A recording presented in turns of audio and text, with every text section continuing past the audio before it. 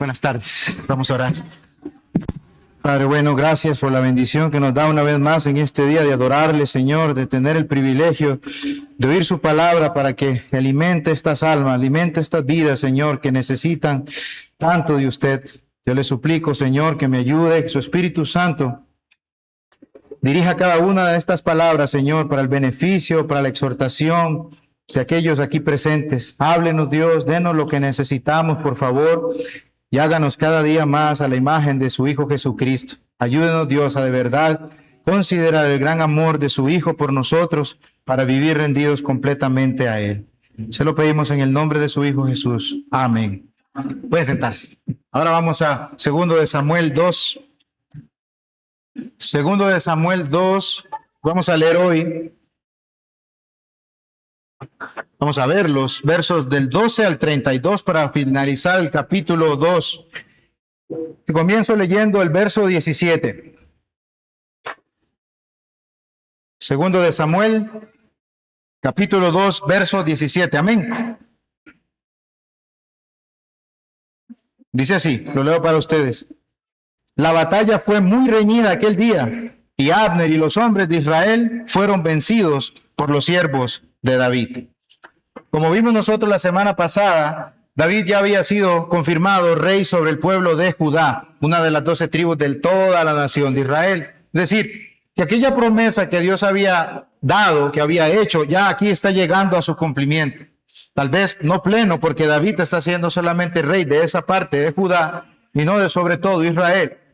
Por otra parte, Abner había tomado a Isboset, el hijo de Saúl, ¿verdad?, y lo había puesto como rey sobre las demás tribus de Israel, sobre las demás tribus, 11 tribus. 1, sin el mandato de Dios y sin la unción profética, que era como se tenía que hacer. En rebeldía, obviamente, estas cosas. ¿Contra quién se estaba rebelando Abner? Se estaba rebelando no solo contra David, sino contra el reino de Dios, sino contra el reino que Dios había escogido poner. Se estaba rebelando contra ese David, el siervo de Dios, el siervo conforme al corazón de Dios. Así que indirectamente estaba haciendo, mis hermanos, una rebeldía contra Dios y lo que Dios había decidido que era lo que él iba a poner en Israel como rey.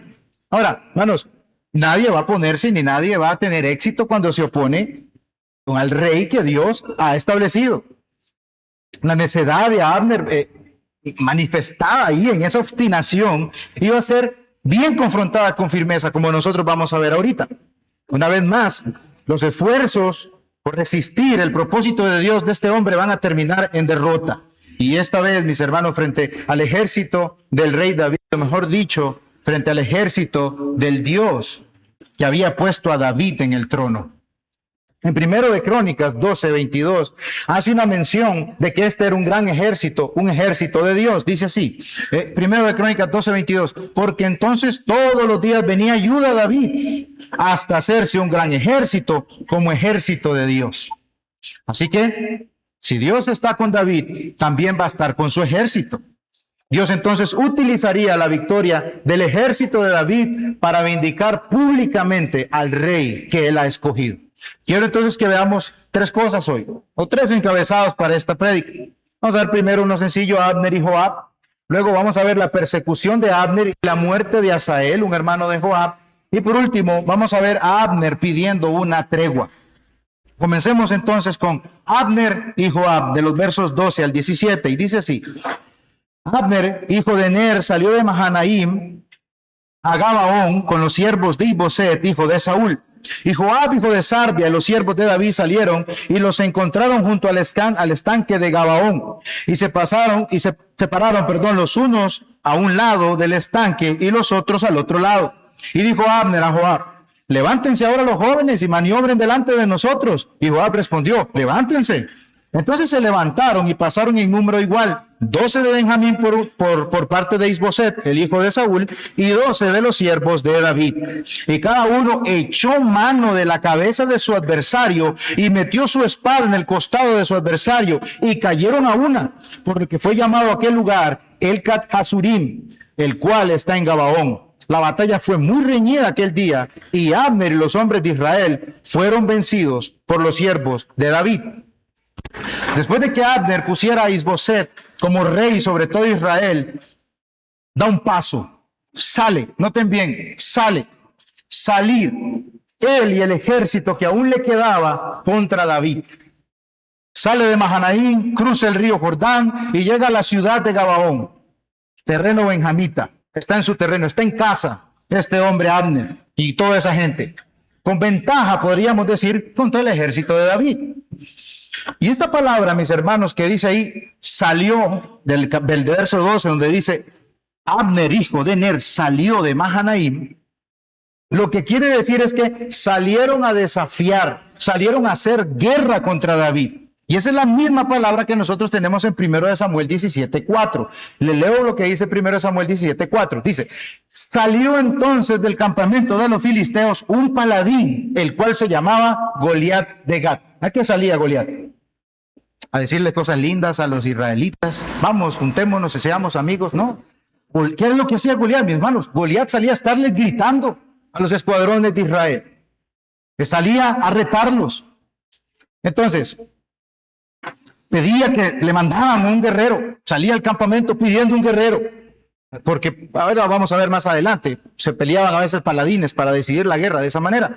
Pero salía a desafiar, salía a guerrear, salía a buscar ese problema, el pleito contra los de Israel. Ahí, ¿verdad? En el campamento. Y en el verso 13, como nosotros leímos acá, Joab, el general del ejército de David, tenemos dos generales de guerra, y a su sobrino además, sale en defensa ante el desafío, ante el ataque que está haciendo Abner.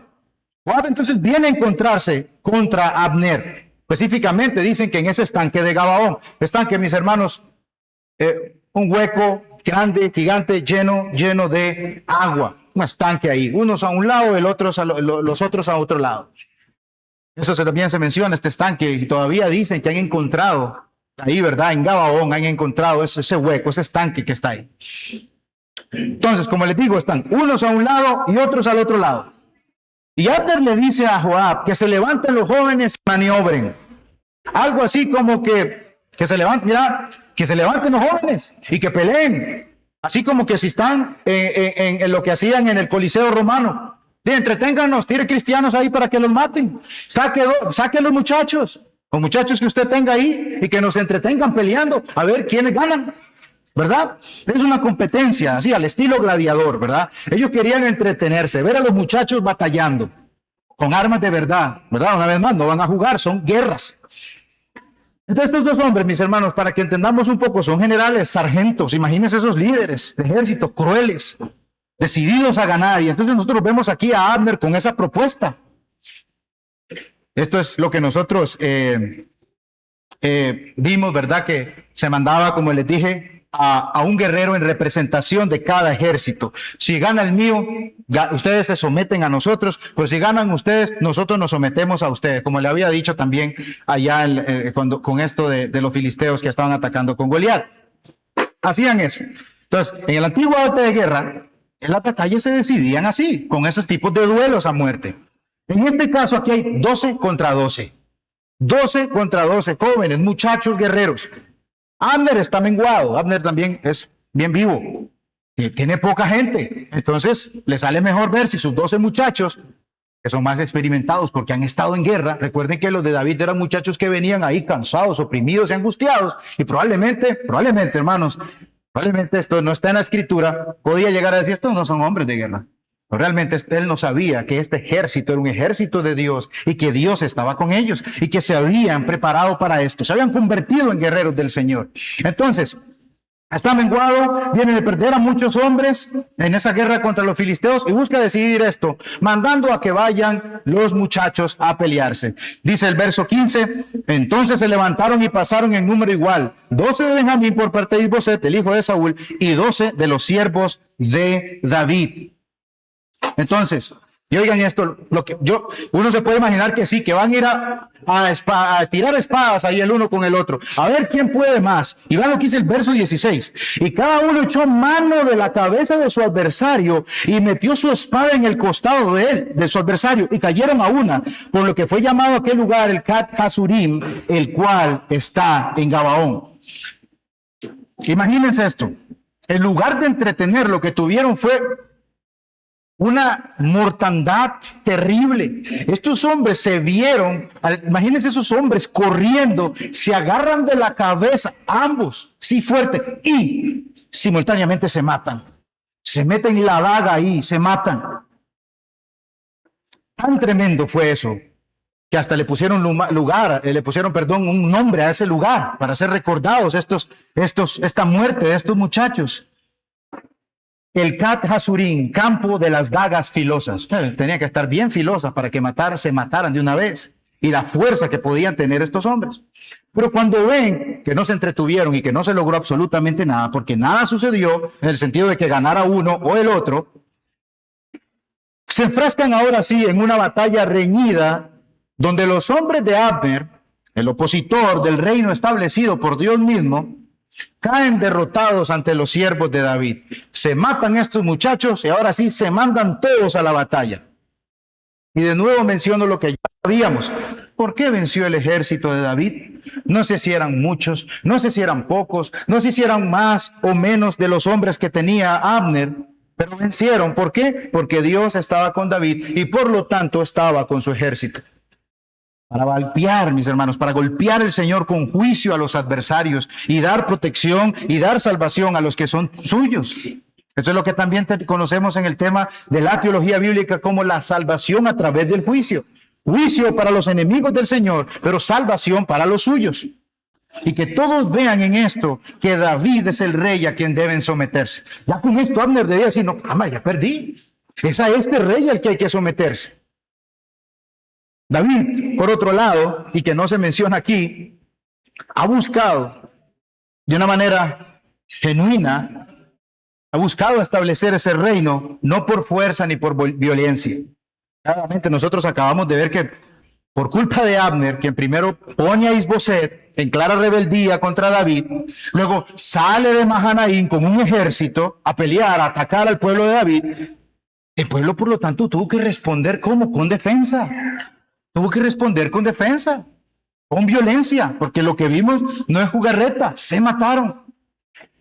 A esa violencia, a ese derramamiento de sangre, David es inocente. Pues realmente David, de hecho el escritor, mis hermanos, el escritor de Samuel siempre busca hacer ver que David de ninguna manera está buscando establecer ese reino por su fuerza. Lo deja inocente.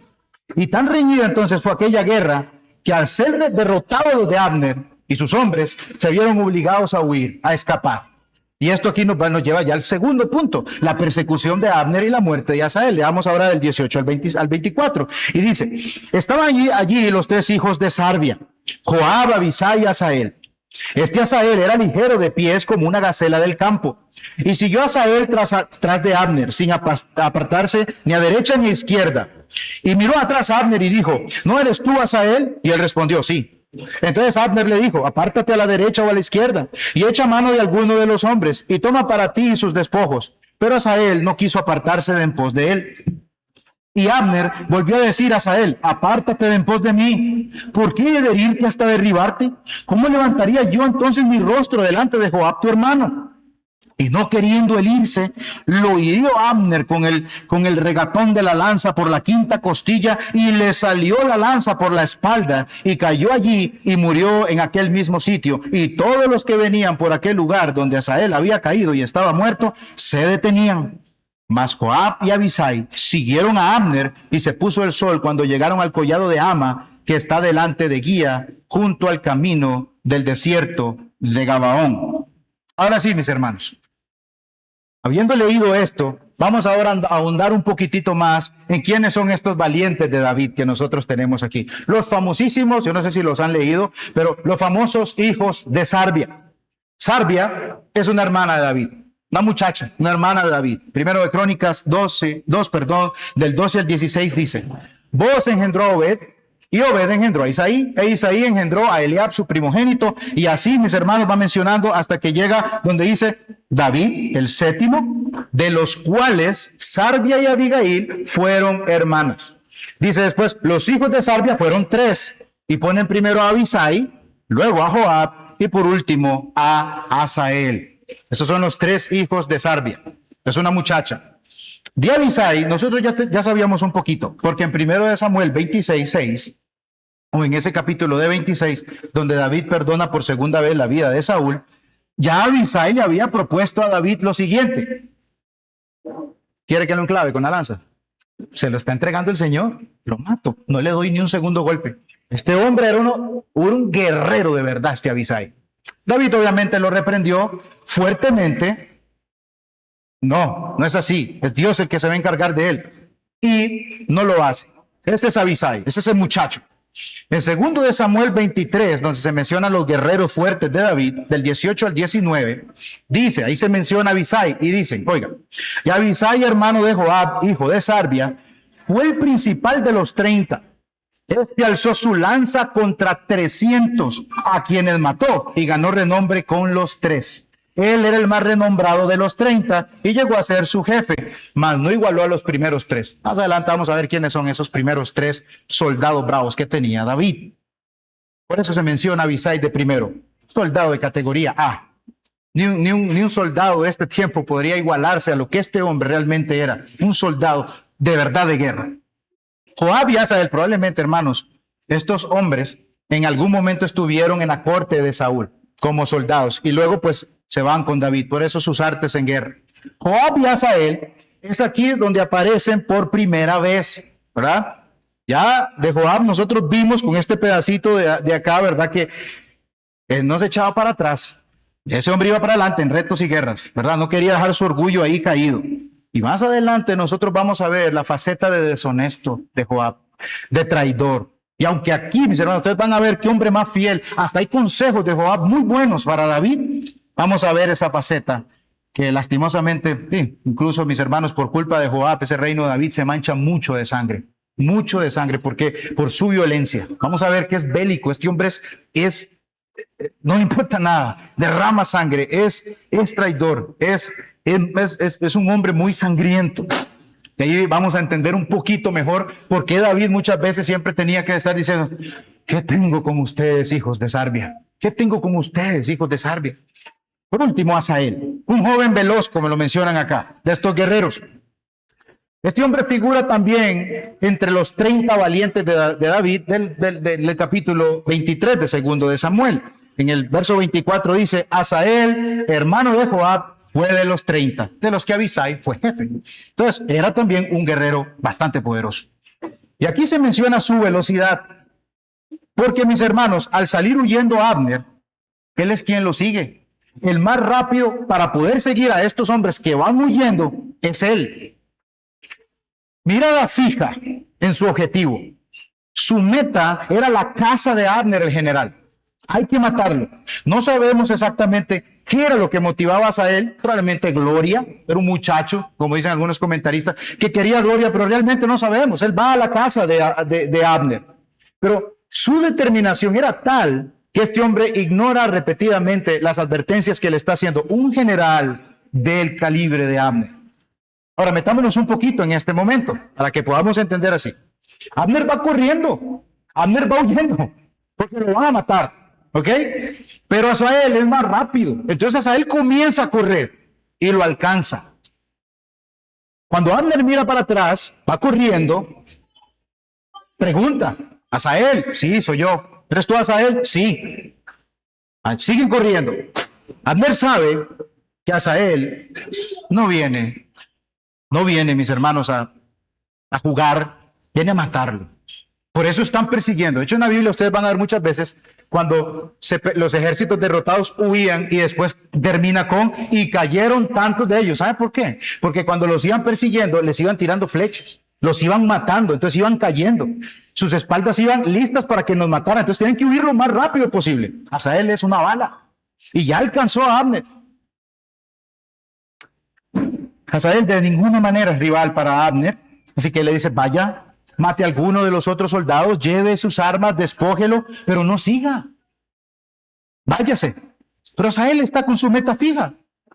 Quiere matar a Abner y no hace caso de lo que este hombre, este general experimentado en guerra, le está diciendo. Abner le advierte: es mejor que se vaya, Asael. Yo puedo matarlo. Pero no podría levantar. ¿Cómo me presentaría yo? ¿Con qué cara me presentaría yo a su hermano Joab si yo lo mato a usted? Pero Asael estaba de nuevo tan decidido a matar a Abner, no se iba a ir, y ante la persistencia, miren mis hermanos cómo esto da vueltas. Antes fue Joab quien se defendió de Abner, pero ahora es Abner quien se tiene que defender de quien lo quiere matar. Abner lo hiere con su lanza, como dice aquí, con el regatón, con la parte trasera de la lanza. Se dice que ese regatón era una punta que usted la utilizaba para ponerla en el suelo y que se quedara clavada. Van corriendo, el muchacho viene atrás, Abner le va diciendo: váyase, váyase. Lo mata. Este hombre viene a matarlo. Entonces Abner, en defensa, clava su pico y, como dice aquí, mis hermanos, por la quinta costilla, un golpe fatal de muerte. Tanto así que, como en las películas que nosotros hemos visto, se le salió hasta por la espalda cuando lo mató. Desangrado, tirado del suelo, quedó ahí el valiente y veloz Asael, rápido en correr para llegarle a Abner, lento para hacer caso, y rápidamente perdió su vida. Porque hasta dicen que era un muchachito, un joven, como está la palabra en hebreo ahí. Pero no perdió la vida cualquier persona. Fue uno de los valientes de David. Uno de los valientes de David, y también el hermano del violento y vengativo Joab, quien también, mis hermanos, venía en modo persecución, como leímos, con Abisai. Continuaron siguiendo a Abner, y al caer la noche llegaron al collado, a la colina de Ama, como dice aquí, y se encuentran con lo siguiente. Ahora sí, vámonos al verso 25 al 32, y el último punto: Abner pide tregua. 25 al 32 dice así: y se juntaron los hijos de Benjamín en pos de Abner, formando un solo ejército, e hicieron alto en la cumbre del collado. Y Abner dio voces a Joab diciendo: ¿consumirá la espada perpetuamente? ¿No sabes tú que el final será amargura? ¿Hasta cuándo no dirás al pueblo que se vuelva de perseguir a sus hermanos? Y Joab respondió: vive Dios que si no hubieses hablado, el pueblo hubiera dejado de seguir a sus hermanos desde esta mañana. Entonces Joab tocó el cuerno, y todo el pueblo se detuvo, y no persiguió más a los de Israel, ni peleó más. Y Abner y los suyos caminaron por el Arabá toda aquella noche, y pasando el Jordán, cruzaron por todo Bitrón y llegaron a Mahanaim. Joab también volvió de perseguir a Abner, y juntando a todo el pueblo, faltaron de los siervos de David 19 hombres y Asael. Mas los siervos de David hirieron de los de Benjamín y de los de Abner 360 hombres, los cuales murieron. Tomaron luego a Asael, lo sepultaron en el sepulcro de su padre en Belén, y caminaron toda aquella noche Joab y sus hombres, y les amaneció en Hebrón. Abner, mis hermanos, no es solo un general, también es astuto con sus palabras. Cuando los hijos de Benjamín, los que quedaban, se reunieron a acuerpar a Abner, como está ahí, subieron a esa colina, en el alto de una colina, Abner le grita a Joab, que lo viene siguiendo. Recuerden, lo viene siguiendo. Suben a esa colina y estos hombres vienen a acuerparlo. De nuevo les vuelvo a repetir lo que les contaba. Cuando esas personas huían, cuando estas personas corrían, iban expuestos a morir, ¿verdad? No los perseguía un perro, los perseguían hombres que querían su vida. Entonces van corriendo espavoridos, con miedo. Tenían que buscar un lugar rápido de refugio. Bueno, ellos llegan a esta colina, llegan estos soldados de Benjamín y los cubren, los acuerpan. Joab y los hombres están siguiendo a Abner, y allá en la colina, ahí ya están, como por decirlo así, con las espaldas cubiertas. Estamos tranquilos, ya nos vienen siguiendo, sí, pero allá en la colina me da chance de decirle o de preguntarle lo siguiente a Joab. Y miren, mis hermanos, cómo pregunta o lo que hace este hombre en el verso 26. Y Abner dio voces diciendo: ¿consumirá la espada perpetuamente? ¿No sabes tú que el final será amargura? ¿Hasta cuándo no dirás al pueblo que se vuelva de perseguir a sus hermanos? Abner, ¿sí o no? Que es el que empieza los problemas. Y ahora está culpando a los demás. La astucia lo que busca es hacer que el culpable se vea aquí, que el culpable es Joab. Ahora, ¿quién es el jefe de Joab? El jefe de Joab es David. Lo que está haciendo es, David es el que está haciendo esto. David es el que está atacando a nuestros hermanos. Indirectamente le está echando la culpa a David, quien no tiene la culpa. Entonces, hermano, fue Abner el que salió a atacar. Fue Abner el que salió a desafiar. ¿Y quién fue el que tuvo que salir a defender? Tuvo que salir a defender Joab, el soldado, el general de David. Y lo vemos aquí proponiendo un cese al fuego, pero a la vez, ahí de una manera sutil, culpando a Joab. ¿Usted no ve rendición? ¿Usted no ve aquí una rendición? No hay un reconocimiento genuino de que David, por fin, sí, es David el legítimo rey puesto por Dios mismo. Sigue obstinado y sigue rechazando al rey que Dios ha provisto. Hermanos, fue Abner el que se llevó a Isboset a Mahanaim y lo hizo rey en clara rebeldía contra David. ¿Cierto o no? Lo leímos en la Escritura. Fue Abner el que levantó un ejército para ir a atacarlo. Y ahora, de esta manera descarada, le dice a Joab, con su mirada a la espada, vamos a seguir peleando, Joab. Usted no se da cuenta que si seguimos en esto, el resultado va a ser amargo, terrible, cruel. Somos todos de Israel. Somos todos hermanos. No pensó eso cuando mandó a los 12 muchachos. Que me entretengan. Ahora aquí ya está viéndola mal. ¿No somos todos hermanos? Paremos, Joab. ¿Cuánto, hermanos? ¿Cuánto vas a esperar para decirle a tus soldados que paren de perseguirnos?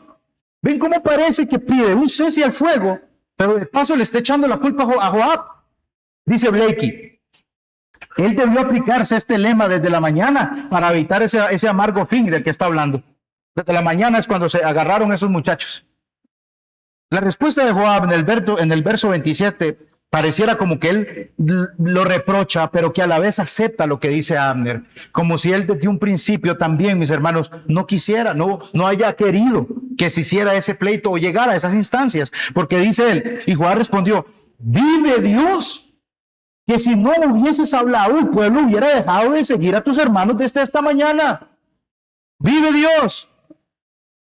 Y después él dice, tocó el cuerno. O sea, si eso es lo que quiere que cese, sí, eso es lo que desde un principio estamos buscando, no queremos guerra. Y toca el cuerno y se detienen.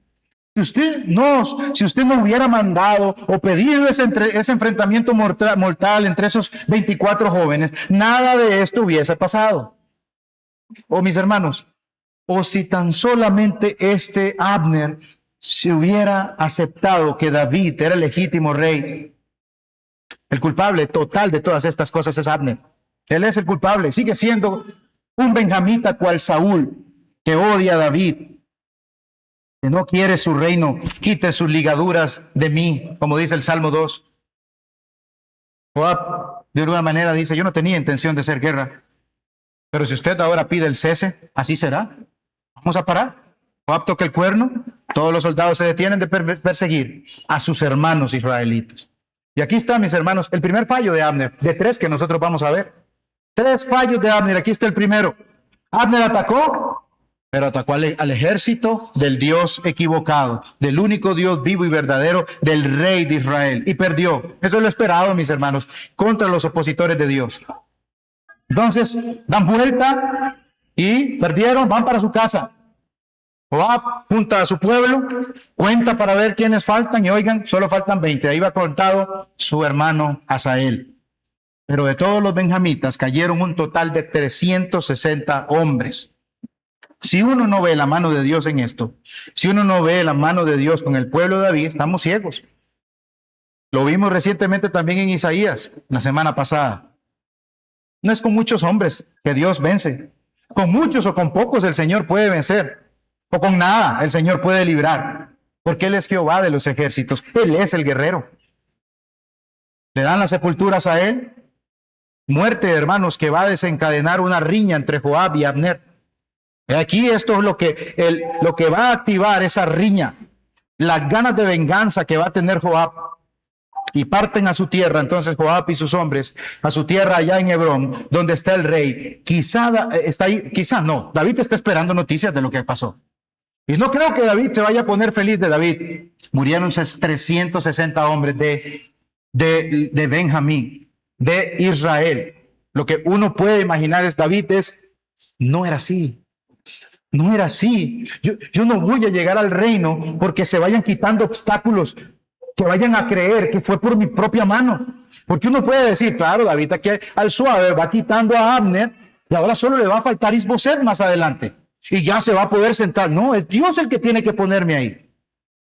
Aquí nosotros tenemos a un David, mis hermanos, que fue ungido, que fue escogido y establecido por Dios mismo, pero que aún no reina sobre todo Israel. La posición sigue con David. Ahí lo sigue. La posición lo sigue. Y él tiene que seguir esperando, mis hermanos, al Señor. Tiene que seguir confiando en el Señor. Ya encontró posición, ¿verdad? Llegó al reino de Judá y encontró posición. Ya encontró rebeldía. Los de Benjamín se resisten a reconocerlo como tal, igual que el rey Saúl. Pero esa posición nosotros la podemos trazar desde el principio. Como yo les dije en la introducción de 1 de Samuel y también en la introducción de 2 de Samuel, Dios está construyendo un reino. ¿Okay? Otro tema de la teología bíblica. Dios está construyendo un reino. Por eso constantemente en la Escritura usted va a encontrar el tema del reino. Dios está construyendo el reino, el cual Él establece a través de su promesa, su pacto y la redención de los suyos. ¿Para qué? Para habitar con ellos, para habitar con su pueblo y reinar sobre ellos y vivir en paz para siempre. Como hoy escuchamos en Isaías. Pero en ese transcurso en la historia, nosotros vamos a encontrar siempre oposición férrea a ese reino. El enemigo está firme en tratar de detener ese reino. ¿Ok? Desde aquí lo podemos ver. Por ejemplo, desde Adán y Eva. Adán y Eva habían sido creados a imagen y semejanza de Dios. Como vicerregentes, o sea, reyes que Dios había puesto en la tierra para que llenaran la tierra de la imagen de Dios. Como reyes que protegieran ese jardín. Y que ese reino además se expandiera, ¿cierto? Eso es parte de la teología bíblica, se expandiera. Pero apareció Satanás, apareció el opositor. Las naciones tenían que conocer el nombre del Señor, sujetarse, ser subyugados y venir a Él, pero apareció el opositor, Satanás, y los engañó. Y ellos fueron echados del jardín del Edén. ¿Y la esperanza? ¿Y ahora qué hacen? ¿Y ahora qué hacemos? ¿Qué pasó con estos reyes? Dios da una promesa a la mujer.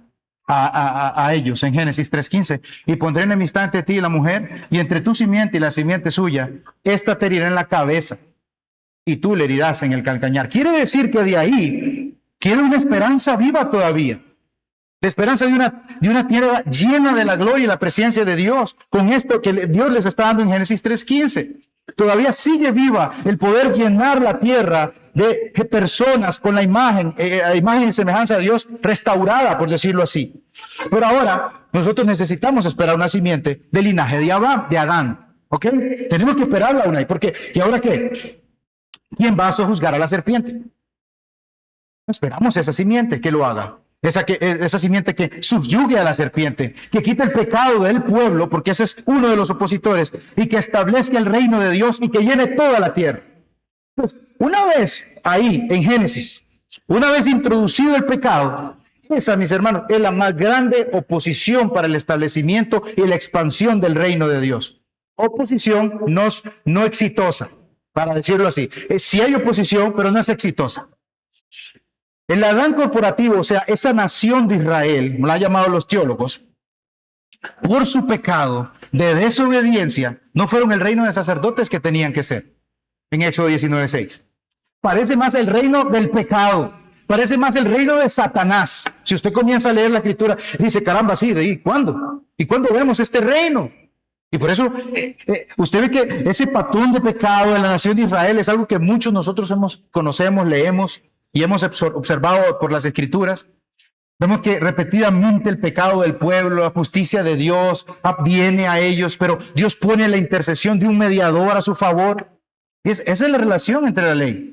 El fracaso de Israel y la necesidad de un mediador nos conduce entonces a mirar una simiente. Hermanos, hay montones de oposiciones. Babel, el faraón, incluso cuando el niño Jesús nace, ¿qué es lo que hacen? Mandan a matar a los muchachitos. Porque ahí viene el rey. Hay oposición constante.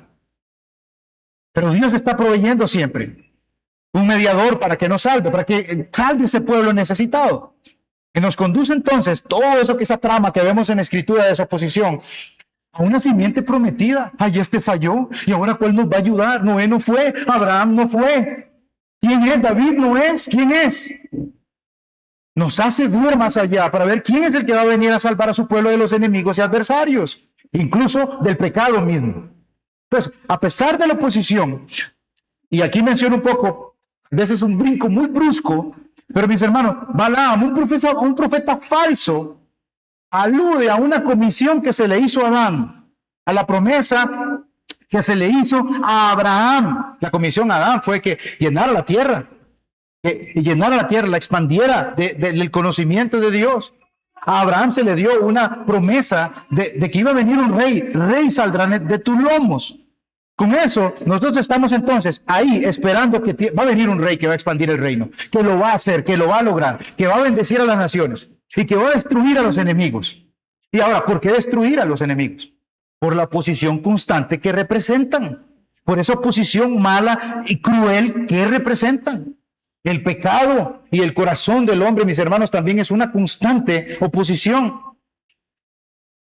Nosotros hemos visto a lo largo de Samuel que incluso David ha venido enfrentando oposición tras oposición. Aún muerto su principal perseguidor, se ha levantado ahora Abner. ¿Y qué hace Dios? Tiene que derrotar a sus enemigos. Hermanos, no hay nada ni nadie que pueda oponerse con éxito al rey que Dios ha establecido. De todo esto que acabamos de leer ahorita, nosotros podemos aprender muchas cosas.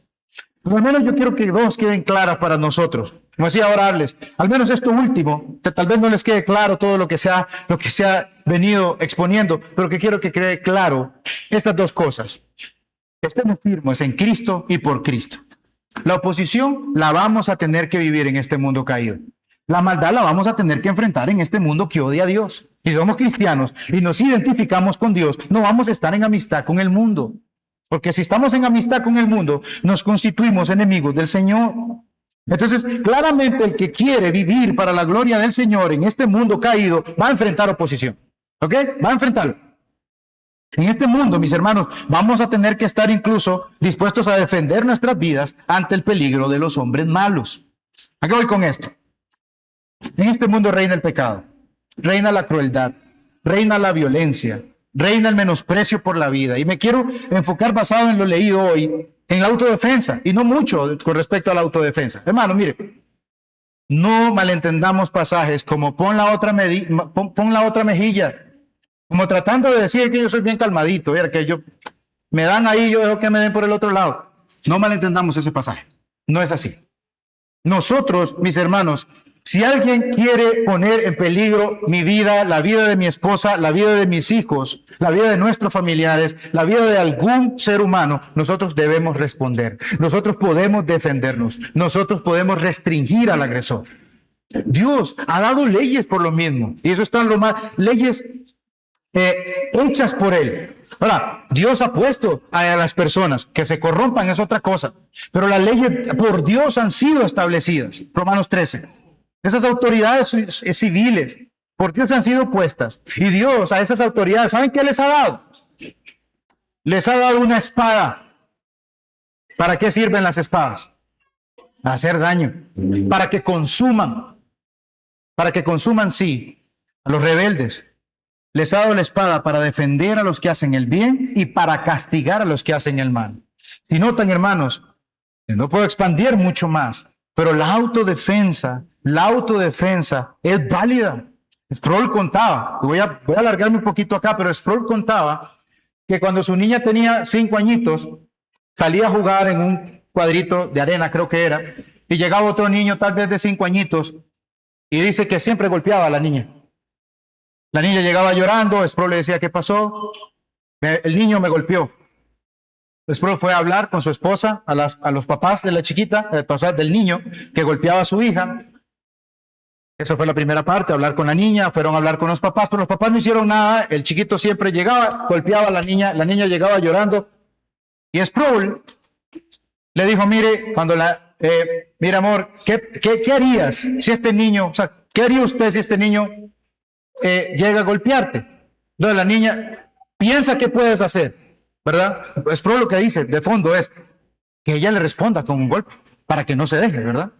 La niña fue y entonces el niño la vuelve a golpear y ella regresa llorando y después le dice, bueno, ¿qué pensaste? Y dice, no pensé nada en ese momento, él me pegó y listo. Entonces Sproul tuvo que decirle a la niña, de alguna manera, no te dejes, tienes que defenderte. Después llegó y se encontró a la niña encima del niño pegándole, como tú me dijiste, papá, ¿verdad? Ya estaba haciendo. Pero Sproul se reía. Pero hay un sentido de que si alguien ya está tentando violentamente, cruelmente, usted tiene que defenderse. Si usted tiene el poder para hacerlo. Porque, hermanos, vamos a ver, por ejemplo, ahora voy a poner aquí algo donde nosotros no podemos defendernos ante alguien que nos tenga con un arma. ¿Sabe qué voy a hacer? Pero donde podamos defender a nuestra familia. El hermano Jeff Dorman también, en un programa que se llama Apología Estudio, que lo recomiendo, él hablaba y decía, un hombre le mandaba un mensaje y le decía, no, es que debemos ser pasivos y no estoy yendo en contra de lo que él les predicó en la mañana, ¿verdad? Es decir, nosotros debemos ser pacifistas en el sentido que si una persona se mete a mi casa, que se lleve todo, ¿sí? Y entonces decía Jeff Dorby, miren, felicidades por esa moral. Pero si una persona entra a tu casa y va a violar a tu esposa, va a matar a tus hijos, no es moral y eso le tiene que le remorder la conciencia, decir, y usted no va a hacer nada, no, que lo haga, no importa. Que lo haga, que daña a mi familia. No, tiene que defenderla, tiene que hacerlo. El hombre tiene que hacer algo contra esa violencia. Recuerden, hermanos, vivimos en un mundo caído, podemos resistir de maneras pacíficas, pero cuando la vida, es aquí donde quiero enfatizar, donde la vida esté en peligro, debemos defenderlo. Veámoslo de dos formas. Veamos en un mundo caído, violento y cruel. La realidad de nuestras luchas también, mis hermanos, es que el pecado es violento y cruel con nosotros. Lo podemos ver de un lado, donde me voy a defender, pero también veámoslo en la realidad de que tenemos lucha contra el pecado, que no es nada amigable, se presenta amigable, pero es violento y es cruel, y ha hecho y sigue haciendo daños terribles. De cierto modo, nosotros estamos ante una guerra aún más peligrosa, porque el pecado se sigue oponiendo. Por eso estamos deseando que el Señor venga. La carne, como dice Gálatas 5, se sigue oponiendo a que reine Cristo en nuestras vidas. Debemos pues nosotros defendernos firmemente a esos ataques que está haciendo el enemigo para dañar el reino del Señor en nuestras vidas. Sus ataques crueles, sus ataques sin aviso, sus ataques violentos. ¿Cómo vamos a resistir eso? Vistiéndonos de la armadura de Cristo. Orando, decía el hermano Tom Hicks, confesando nuestros pecados, humillándonos ante el Señor, clamándole por perdón, clamándole porque nos ayude a poder vencer. Y segundo, mis hermanos, que encontremos confianza en nuestro Rey Jesús. Él es nuestro guerrero y ahora lo vimos también. Nosotros hemos llegado ahora a David y su reino y seguimos viendo oposición en ese reino. Pero es que, mis hermanos, David no es el rey que se prometió al final. No es él en esa instancia. No fue Adán tampoco, no fueron sus hijos, no fue Noé, tampoco fue Abraham, tampoco fue Isaac, tampoco fue Joab, tampoco fue Judá, ni fueron los israelitas ni Moisés. Pero ahora sabemos algo, viene del linaje de Judá, viene del linaje de Judá, y lo vimos la semana pasada. Dios ha establecido a Jesucristo como rey sobre todas las cosas. Y su reino ya ha sido inaugurado, aunque todavía esperamos su manifestación plena y gloriosa. Aunque la estamos esperando, esa manifestación, esa segunda venida donde nuestro rey venga, hoy muchos continúan resistiendo su autoridad, construyendo sus propios reinos, como Babel, y viviendo como si Cristo no gobernara. Pero así como Abner no pudo detener el ascenso de David, nadie podrá detener el avance del reino en esta tierra. El reino del Señor Jesucristo va a seguir avanzando. Nigeria. Para que veamos un poco esa posición, Nigeria. Hermanos, Nigeria ahora se encuentra entre los países más peligrosos y mortíferos para los cristianos. Está en el puesto 7, según Open Doors. Grupos extremistas están atacando a nuestros hermanos simplemente por reunirse a adorar. ¿Se imagina que un domingo nos toque venir a adorar, pero hay un montón de grupos extremistas que andan ahí en unas camionetas, en unas pick-up, andan un montón de hombres con unas AK-47 y con unos machetes, y que hoy domingo nos toque reunirnos, a adorar al Señor? Probad que sois valientes. ¿Quién asistiría a la iglesia? Gracias al Señor no tenemos esa oposición. Gracias al Señor no la tenemos. Pero hay otras oposiciones por dentro que son tan fuertes como esas otras. La violencia continúa por parte de los enemigos del Señor. Siguen tratando de detener el avance del reino de Dios mediante persecución y muerte. Sin embargo, según los informes de la Open Doors, oigan la respuesta de estos muchos creyentes. Es extraordinario lo que responde esta gente. Dice: permanecemos en nuestras comunidades y aún después de perder a nuestros familiares y propiedades. Reconstruimos iglesias y las aldeas que nos destruyeron. Organizamos cadenas de oración y ayuno, tanto para nuestra protección como para nuestros perseguidores. Y mucho más. Y muchos afirman que no renuncian a Cristo aun cuando enfrenten amenazas de muerte. ¿Qué explica la firmeza de esta gente? ¿Qué es lo que explica una firmeza como esta? No puede ser fuerza de voluntad. No es fuerza de voluntad. Si uno se trata de poner en eso ahí, ¿cómo hacen?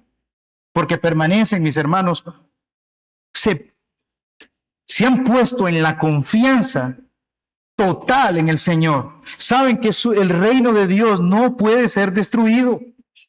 Decía otra hermana perseguida: que me maten. Es como decían, un camino más cerca, o ¿cómo es que se dice? Siempre me olvidan las palabras a mí, yo no sé por qué. Un atajo a Cristo. Me vienen a matar. Venga, máteme. Es un atajo a la presencia de mi Señor. Hermanos, estos hombres están confiados en el Señor. Sí, hay oposición, pero el reino de mi Señor es perpetuo, es para siempre.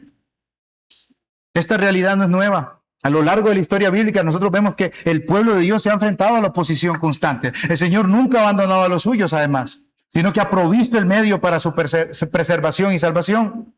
Y precisamente en este contexto nosotros debemos entender la venida de David. Su aparición en la historia es la respuesta de Dios a un problema que se venía desarrollando desde los días de José y jueces, y un poquito más atrás también. Desde la muerte de Josué, Israel cayó repetidamente en el pecado. El libro de Jueces describe al pueblo atrapado en un ciclo constante de rebelión y pecado. No había rey en Israel, por lo tanto cada quien hacía lo que bien le parecía, porque ellos eran su Dios, porque ellos eran su rey. Y la raíz de todo esto, ¿saben qué era, hermano? El pecado. El pecado. Y una de las respuestas esperadas por Israel era entonces la llegada de un rey que guiara, que subyugara a los enemigos, que les quitara el pecado. Por eso Jesucristo tiene esos tres oficios: un profeta, un sacerdote, un rey. Y David va a fungir de esa manera.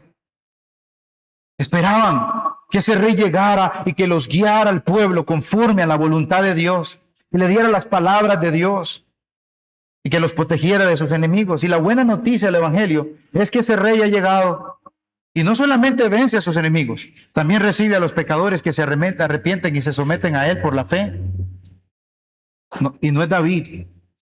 Un día nosotros fuimos enemigos también, y él nos perdonó, no nos consumió por su gracia y misericordia. Pero si hoy hay alguien aquí que quiere vivir resistiendo a este rey, que quiere vivir en rebeldía obstinada, en resistencia contra él, yo por la palabra de Dios le pido que se arrepienta, porque los enemigos del Señor serán destruidos. Van a ser destruidos. Esto es una realidad. De los enemigos del Señor van a ser destruidos terriblemente. Ahora les leyó uno de los pasajes que uno cuando lo lee es sangriento. ¿De dónde vienes? Es que viene con las ropas manchadas. Sí, es que vengo de majar. Vengo de aplastar a mis enemigos. Imagínense, hermano, hay un montón de gente siendo aplastada. Así que qué cosa más fea, ¿verdad? Son los enemigos del Señor. Merecen eso y más. Caigan piedras sobre nosotros. Que cae porque viene la ira del Cordero. Es terrible la ira del Cordero contra los enemigos del Señor. Va a tronar, como dijo Ana, sobre ellos, cruelmente. Pero el mismo Cristo que juzga a los rebeldes, a los opositores, es el Cristo que también murió y resucitó para salvar al que se arrepiente, para aquel que viene arrepentido y humillado a él y lo reconoce. Si usted es el Señor, Por tanto, yo exhorto a todos los que estén aquí presentes, creyentes, no creyentes, a abandonar toda resistencia y oposición al Rey que Dios ha establecido, y su nombre es Jesucristo. Ese es el que toda rodilla se doblará y confesará que Él es el Señor. Cada uno de ustedes, cada uno de nosotros sabemos las áreas de nuestra vida en las que estamos usted y yo resistiendo la autoridad del Señor. Cada uno de nosotros sabemos en qué mandamientos yo prefiero seguir mi propio camino y en qué aspectos deseo no obedecerle al Señor plenamente. Nosotros lo sabemos. Usted sabe si lo está adorando de corazón o no. Usted sabe si se está entregando a Él por enteramente o no. Si lo está honrando con su vida. Usted sabe. Nosotros sabemos. Nosotros sabemos, hermanos. ¿Dónde nosotros hemos preferido ser un poquito más flojos y en cuáles partes no? Yo no sé, me exhorto y los exhorto a que sigamos esa tarea de examinarnos, a ver si realmente estamos obedeciendo o resistiendo sutilmente a ese que nosotros llamamos el Rey de nuestra vida. El Señor ha dicho, no tendrás dioses ajenos delante de mí. Sin embargo, ¿cuántas veces, hermanos, nosotros nos sentamos en el trono que solo le pertenece a Él? Hacemos de nuestra voluntad, de nuestros deseos, nuestras ambiciones, de nuestros planes, hacemos el centro de nuestra vida. Mientras ponemos al Señor siempre a un lado. Le doy lo mejor a mí, a los demás, pero al Señor le doy lo que me sobra. Y le quitamos el lugar, lo ponemos en un lugar secundario, no lo santificamos, como sea Él nuestro temor, sea Él nuestro miedo. ¿Y qué decía? Santificar a Dios, darle el lugar que a Él le corresponde. O peor aún, mis hermanos, no es que lo ponemos en el segundo lugar. Póngase a parallasito donde yo no lo pueda ver y donde usted no me pueda ver lo que estoy haciendo. Quítese, no reine. No quiero que reine sobre mi vida. ¿Cuál Abner? Una invitación sí abierta. Y siempre creo que se lo decimos. Rindamos nuestras vidas a Cristo. Honrémoslo. Como decía el Salmo 2, besémoslo. Solamente en Él hay verdadera paz, como ahora nosotros vimos en Isaías. Solamente en Él hay salvación y solamente en Él podemos poner nuestra esperanza. Todos los reinos, mis hermanos, de este mundo, por poderosísimos que parezcan, van a terminar, van a acabar, van a desaparecer. Las riquezas, por más que usted tenga, que son buenas, van a desaparecer, no podemos poner la confianza en ello. Los gobernantes van a pasar, sin embargo, el reino de Jesucristo, sin temor a equivocarme, el reino de Jesucristo permanece para siempre. Sin temor a equivocarme, ese es el único reino que permanece para siempre. Para siempre. Jamás será destruido. Y adivine, si usted está en ese reino, usted tampoco va a ser destruido. Si usted es uno de sus súbditos, usted está seguro, protegido, bajo ese cuidado del Rey poderoso. Entonces, ese es el reino glorioso de nuestro Señor Jesucristo. Y bienaventurados, dichosos son aquellos que por la fe se someten a Él y hallan refugio bajo ese gobierno perfecto. Como decía ese himno, es segura la victoria con Él, por capitán. Luchemos contra el enemigo, confiemos en el Señor. La victoria ya está ganada, mis hermanos. Con más razón, entonces, no aflojemos, sino que más bien seamos diligentes en honrar lo que Cristo ha hecho por nosotros, como sus hijos. Ese capitán que va delante de nosotros, protegiéndonos, que va venciendo para nosotros, que nosotros podamos de verdad honrarlo, que podamos vivir para Él, que podamos humillarnos siempre delante de Él. Vamos a orar.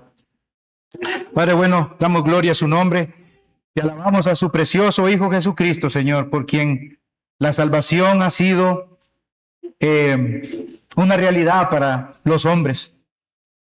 Es en el Señor Jesucristo, Padre bueno, que usted nos salvó, nos perdonó, nos limpió.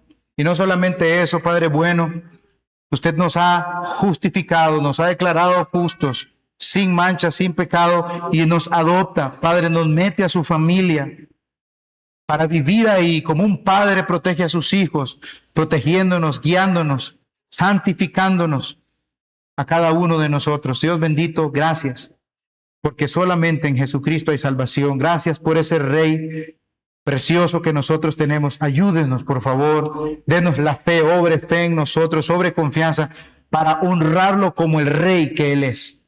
Someternos a Él, ser sus súbditos que se someten a Él voluntariamente todos los días de nuestra vida, en cada aspecto de nuestras vidas. Que a Él sea la gloria y la honra por los siglos. Amén.